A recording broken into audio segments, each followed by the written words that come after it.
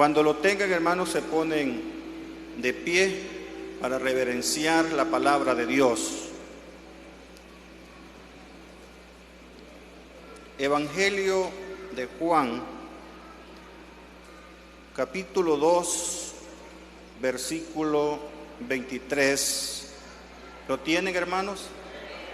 Lo vamos a leer en el nombre del Padre, del Hijo y del Espíritu Santo. Estando en Jerusalén, en la fiesta de la Pascua, muchos creyeron en su nombre, viendo las señales que hacía, pero Jesús mismo no se fiaba de ellos, porque conocía a todos y no tenía necesidad de que nadie le diese testimonio del hombre, pues él sabía lo que había en el hombre. Había un hombre de los fariseos que se llamaba Nicodemo, un principal entre los judíos. Este vino a Jesús de noche y le dijo: Rabí, sabemos que has venido de Dios como maestro, porque nadie puede hacer estas señales que tú haces si no está Dios con él. Respondió Jesús y le dijo: de cierto te digo, que el que no naciere de nuevo no puede ver el reino de Dios. Amén. Puede sentarse.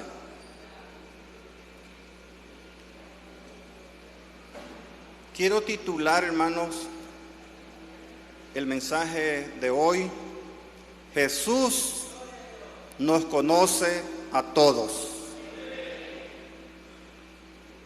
Jesús nos conoce a todos. Dicen que hay más de 7.700 millones de personas en todo el mundo, y Dios nos conoce. Y en este año 2023 se proyecta que van a haber 8.000 millones de personas. Y Dios, o Jesús, nos conoce a todos. Él me conoce a mí, lo conoce a usted, conoce nuestros pensamientos, lo que hacemos, lo que vivimos, y conoce los días de nuestra vida. Él, hermano, lo conoce todo. Nosotros no podemos conocer ni a nuestros hijos, bueno, pero ni a nosotros mismos nos conocemos. Y Dios nos conoce. Fíjese que Dios, o Jesús, tiene contado hasta los cabellos de nuestra cabeza. Él conoce el pasado, conoce el presente y conoce el futuro. La ciencia conoce algunas cosas, pero no lo conoce todo. Las personas se preparan en alguna materia y llegan a conocer su trabajo bien. Los médicos, todos estudian para la medicina, pero cada quien tiene una rama del cual él ve. Pero Jesús es nuestro médico por excelencia. Ese es nuestro Jesús. Y dice el escritor de los Hebreos, capítulo 4, versículo 13, que no hay cosa creada que no sea manifiesta a su presencia. Bueno, lo vamos a leer, ¿verdad? Mejor para que lo podamos analizar, hermanos, y poder ver lo que es nuestro Dios, nuestro Señor Jesucristo. Porque el Señor Jesucristo también es Dios. Él conoce todo. Capítulo 4, la carta a los Hebreos, vamos a leer del versículo 12, hermanos. Pero donde quiero que lo detengamos es en el versículo 13, dice el 12. Porque la palabra de Dios es viva y eficaz, y más cortante que toda espada de dos filos, y penetra hasta partir el alma y el espíritu, las coyunturas y los tuétanos, y discierne los pensamientos y las intenciones del corazón, dice el 13. Y no hay cosa creada que no sea manifiesta en su presencia. Antes bien, todas las cosas están desnudas y abiertas a los ojos de aquel a quien tenemos que dar cuenta. Mire la omnisciencia de Dios. Todo, hermano, todo está desnudo, abierto ante los ojos de aquel a quien tenemos que dar cuenta. A donde nosotros estemos, ahí está el ojo divino de Dios. Él conoce nuestro caminar. Él conoce hasta lo más oculto de nuestro corazón. El versículo 12, la última parte del texto dice, y discierne los pensamientos y las intenciones del corazón. ¿Quién puede discernir mi pensamiento humanamente? Nadie.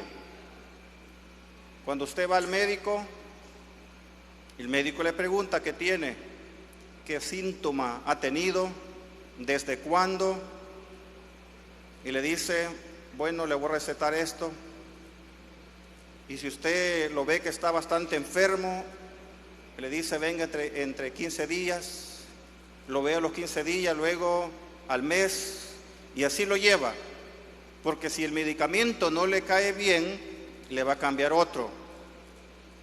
Y cuando algún medicamento le cae no tan bien en su cuerpo, uno agarra el teléfono y le habla al médico, le dice, fíjese que siento este síntoma. Entonces el médico le dice, no se tome lo que le di, le voy a cambiar el medicamento. Porque él ha estudiado, pero no conoce realmente lo que nosotros necesitamos. Porque el hombre es prueba y error, con todo respeto, ¿verdad? Porque creo que nos escuchan muchos profesionales, pero así es. Pero la palabra de Dios dice que Dios conoce a todos los hombres. En El Salvador hay un poquito más de 6 millones de personas. Y el Señor conoce a todo por su nombre.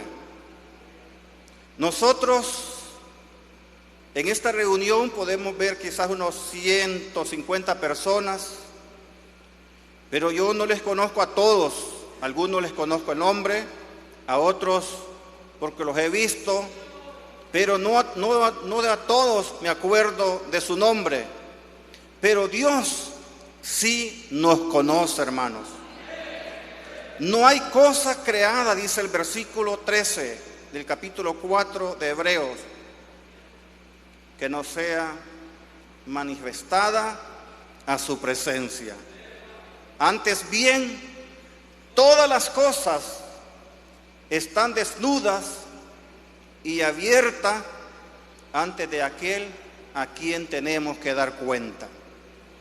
O sea que Dios nos conoce a nosotros. Nosotros, si tenemos algunas cosas, las vamos anotando. Ejemplo, los que trabajamos en el comercio, Anotamos muchas cosas, números de teléfono de los proveedores, lo que debemos.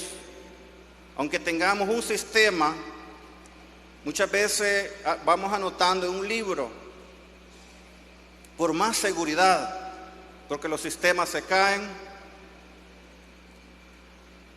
Más que aquí, con una tormenta que va a caer, no hay internet, y si el sistema se bloquea y no podemos más.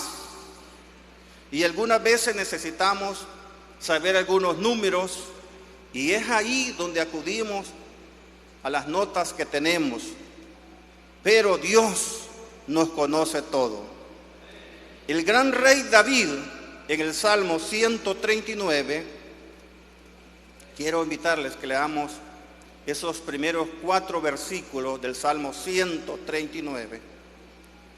Nos dice, hermanos, de la siguiente manera: Oh Jehová, tú me has examinado y conocido, dice David. ¿Se acuerda quién era David? David, el gran rey de Israel, el hombre que fue conforme al corazón de Dios.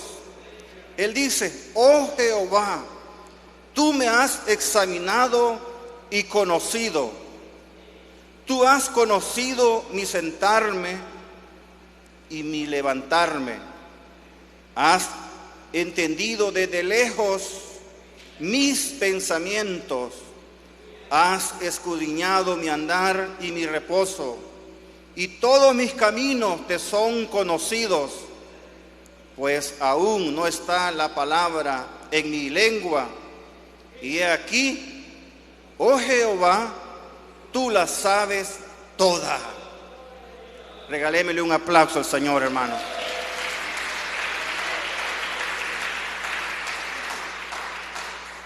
Estos hombres de Dios de la Biblia, como David, reconoce todo de Dios, la omnisciencia de Dios, que lo conocía todo, sus pensamientos, su sentarse, su levantarse, sus caminos. ¿Y qué no conocía Dios de él?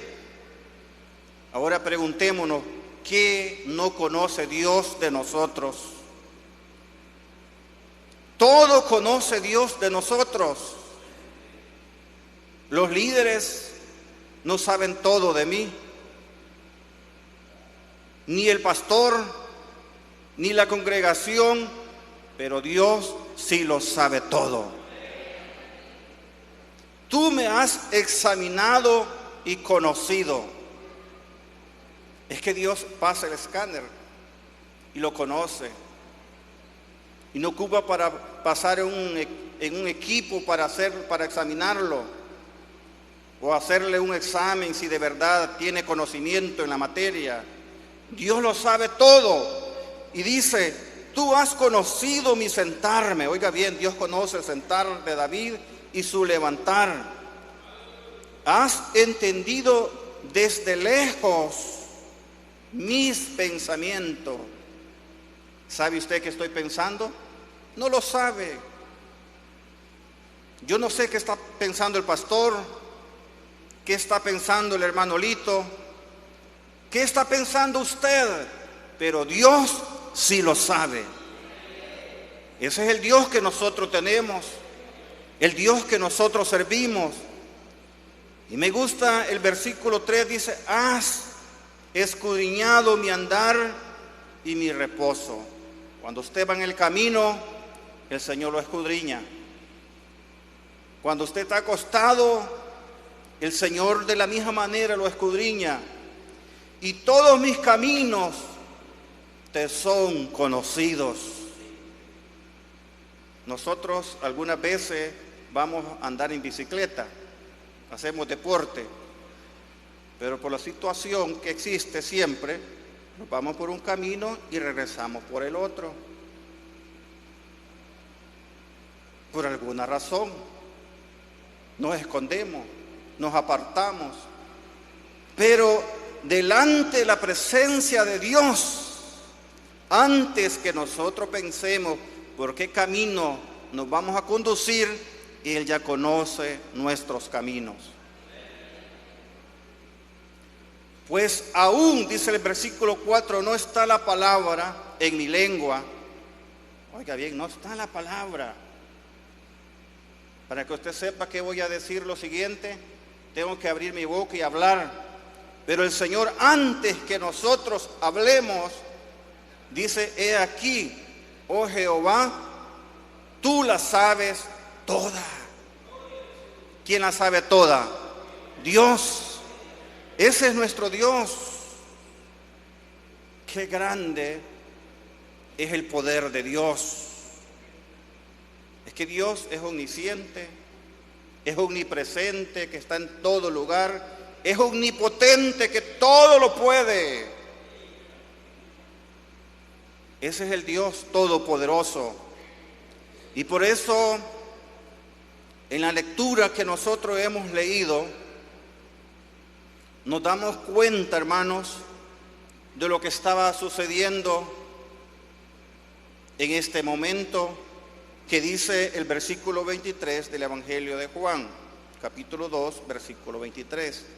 Estando en Jerusalén, en la fiesta de la Pascua, muchos creyeron en su nombre, viendo las señales que hacía, pero Jesús mismo no se fiaba de ellos, porque conocía a todos y no tenía necesidad de que nadie le diese testimonio del hombre, pues él sabía lo que había en el hombre. Qué precioso, hermanos. Dice el capítulo 2 de Juan, del versículo 13 en adelante, dice que se acercaba la fiesta de la Pascua de los judíos. Jesús había sido invitado a una boda en Caná de Galilea. Mire lo que dice el versículo 12, para que tengamos una idea. Después de esto descendieron a Capernaum. De Caná descendieron a Capernaum.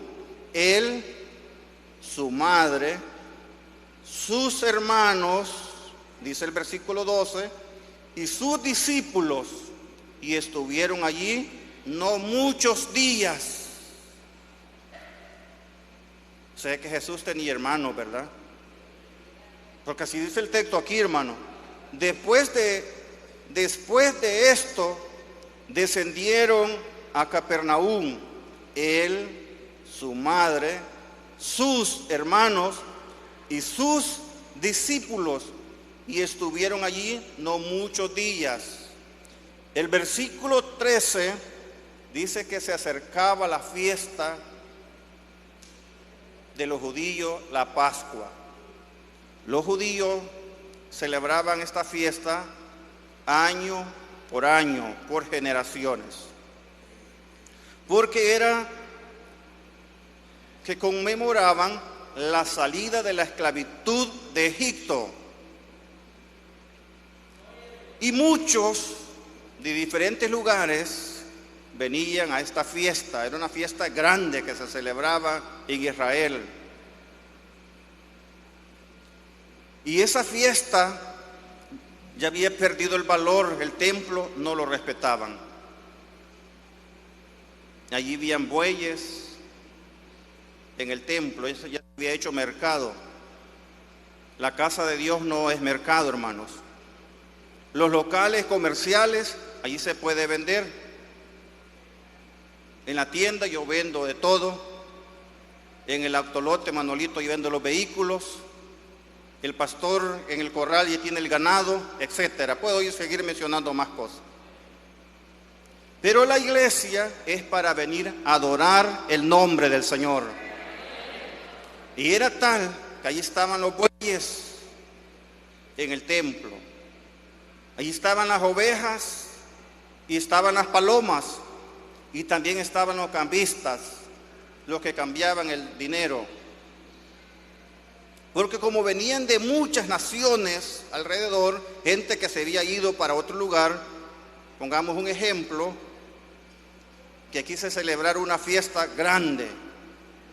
Bueno, usted sabe, en noviembre viene gente a San Miguel de El Salvador, de España, de Guatemala, de Honduras, y no cabe en todo San Miguel. Ese día cuesta llegar a nuestros hogares.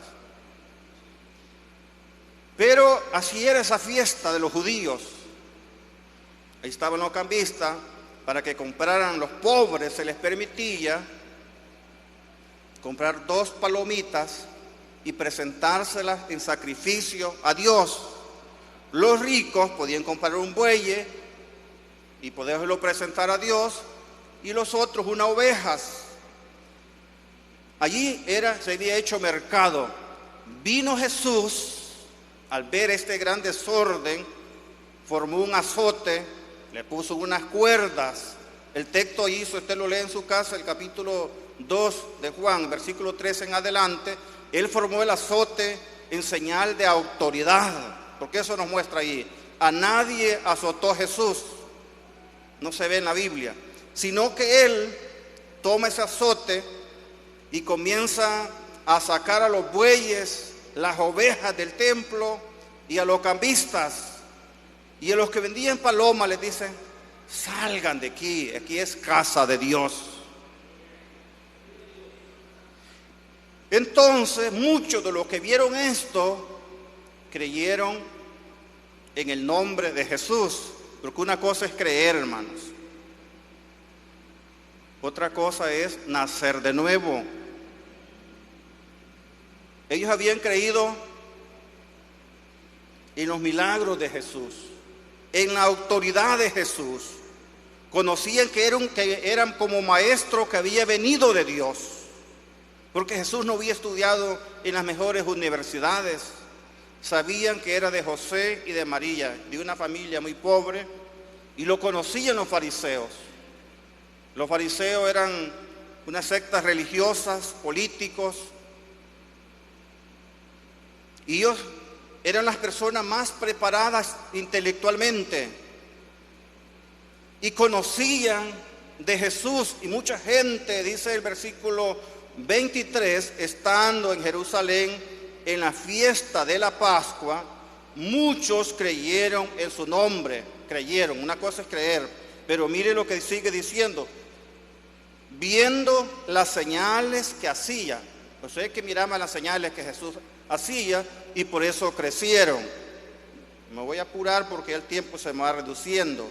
Dice el 23, pero Jesús mismo no se fiaba de ellos, porque conocía a todos.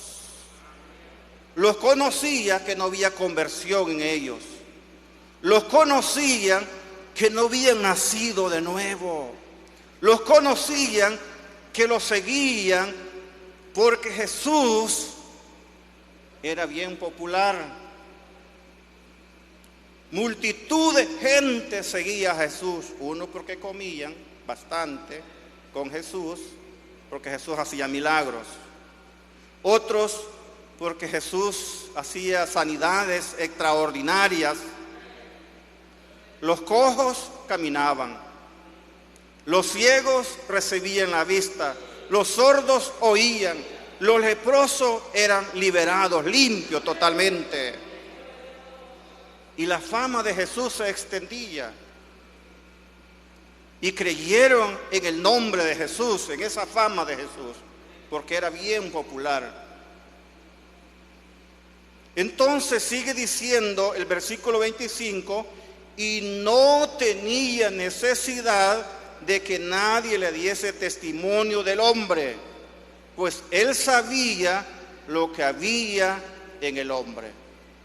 Mire lo que dice el versículo, capítulo 1, versículo 47 y 48. Mire quién es Jesús, cómo Jesús nos conoce. Cuando Jesús vio a Natanael que se le acercaba, dijo de él: he aquí un verdadero israelita en quien no hay engaño. Le dijo Natanael: ¿de dónde me conoces? Respondió Jesús y le dijo: antes que Felipe te llamara, cuando estaba debajo de la higuera, te vi. Saquemos una reseña de Natanael. Era un hombre que no había engaño en él, un verdadero israelita, un hombre sincero, un hombre que no había engaño en él, y Jesús lo conocía allí. Pero lo admirable es que le dice Natanael: ¿de dónde me conoces? ¿Por qué me conoces? Si yo no te conozco a ti. Y Jesús no tenía necesidad de que alguien testificara de la persona, porque Jesús conoce los corazones de nosotros, conoce nuestros pensamientos, conoce nuestro caminar, conoce nuestra vida diaria. Él conoce todo. Antes, como dice el versículo 48, respondió Jesús y le dijo: antes que Felipe te llamara, cuando estaba debajo de la higuera, te vi. ¿Por qué dice antes que Felipe te llamara? Porque Felipe fue aquel que usó el Señor para que le hiciera la invitación a Natanael. Usted lo puede leer del versículo 43 en adelante, pero no me voy a detener en eso. Esa invitación, Felipe le dijo: hemos hallado a Jesús de Nazaret. Y él dijo: de Jesús de Nazaret puede salir algo bueno. Y de Jesús, hermanos, siempre sale algo bueno. Porque todo lo que Él tiene es bueno. Qué bueno es el Señor.